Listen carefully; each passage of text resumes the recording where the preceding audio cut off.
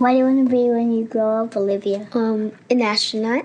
I want to be a fashion designer. A basketball player. I want to be an actor. A doctor. A teacher. A chef. An artist. What do you want to be when you grow up? A mermaid. Do you know what a computer programmer is? Yeah, no. No. No. I think it's something that has codes and is able to decode a mystery. I think that they... Wait, what? Computer programmer? No. Nowadays, just about everything requires some form of programming.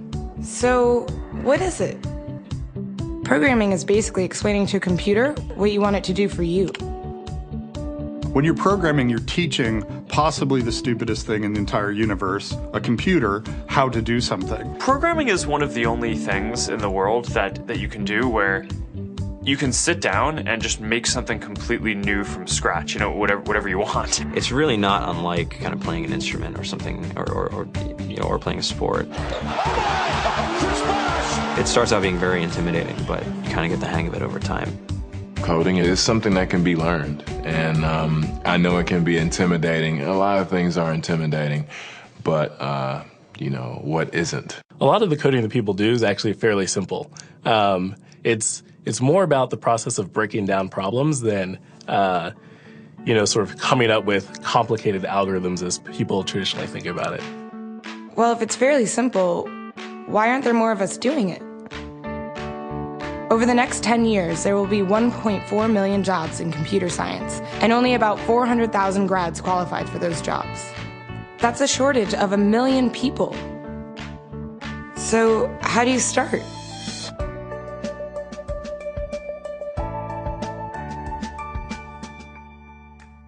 I was obsessed with maps when I was a kid, and cities specifically. So I taught myself how to program. I had a very clear goal of what I wanted to do, which is to see a map of the city on my screen and play with it. Put things on the map, move things around the map. See what was happening in the city, how it worked, how it lived, how it breathed. The best early thing was actually using software to decide when the classes in my school would meet, and that put me in a position to decide which girls were in my class. The first program I wrote asked things like, what's your favorite color? Or how old are you? I first learned how to make a green circle and a red square appear on the screen. The first time I actually had something come up and say, hello world, and I made a computer do that. It was just astonishing. When I finally learned a little bit of programming, that blank wall resolved into a bunch of doors, and you open them, and finally you start to open enough doors that the light comes in. And to me, a finished program is like a structure filled with light. All the corners are illuminated. You understand the structure of it. It's a really serene feeling to have completed that.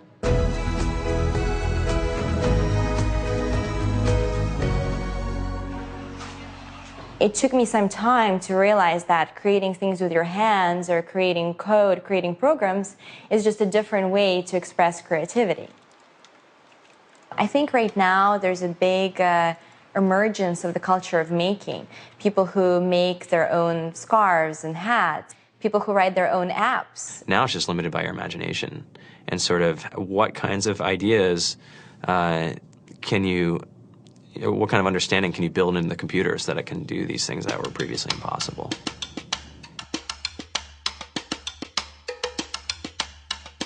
All great things are built in teams when you collaborate with other smart people. You're testing your ideas, you're stimulating each other. That's what makes us successful. It's not some flash of brilliance by somebody who then codes 24 hours a day for 3 weeks. It's what happened. The magic happens when we're all on the same page, collaborating and building something together. There's a much greater need in the world for engineers and people who can write code than there will ever be supply. And so we all live these very charmed lives. To get the very best people, we try to make the office as awesome as possible.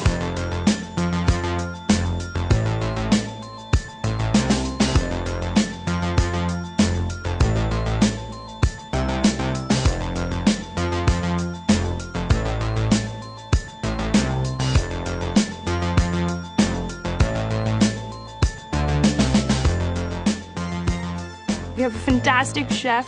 Free food. Breakfast, lunch, and dinner. Free laundry.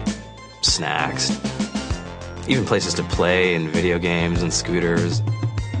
There's all these kind of interesting things around the office and places where people can play or relax or go to think or play music or be creative. I went on the Bureau of Labor Statistics for the United States, and there's about a third of the pie that's all the things you would expect. It's, they're working in the government, they're working in typical technology jobs. But then, like, the rest of the pie, and it was the majority of the pie, just split down into these little teeny slices of every industry imaginable. And what it is, computers are everywhere. You want to work in agriculture? Do you want to work in entertainment? Do you want to work in manufacturing? It's just all over.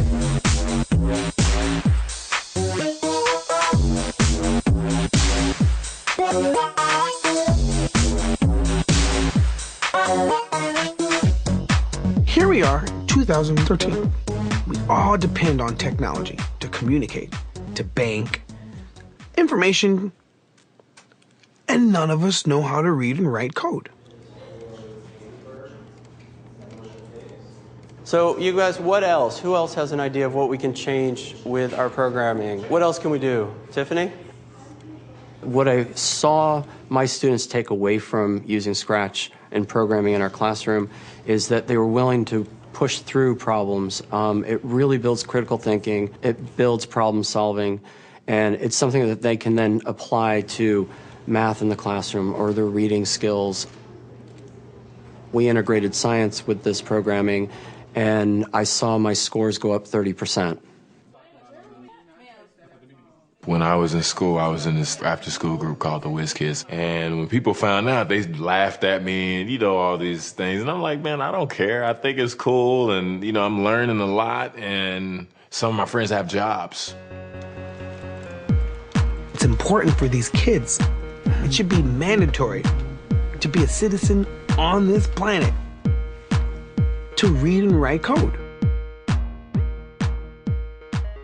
I just think you have to start small, right? And I think that's one of the biggest misconceptions about computer science and programming overall is that you have to learn this big body of information before you can do anything. You don't have to be a genius to know how to code. You need to be determined. Addition, subtraction, that's about it. You should probably know your multiplication tables.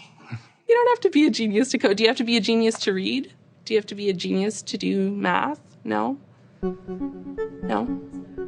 I think if someone had told me that software is really about humanity, that it's really about helping people by using computer technology, it would have changed my outlook a lot earlier. Whether you're trying to make a lot of money or whether you just want to change the world, computer programming is an incredibly empowering skill to learn. To be able to actually come up with an idea and then see it in your hands and then be able to press a button and have it be in millions of people's hands. I think we're the first generation in the world that's really ever had that kind of experience. The programmers of tomorrow are the wizards of the future. You're going to look like you have magic powers compared to everybody else.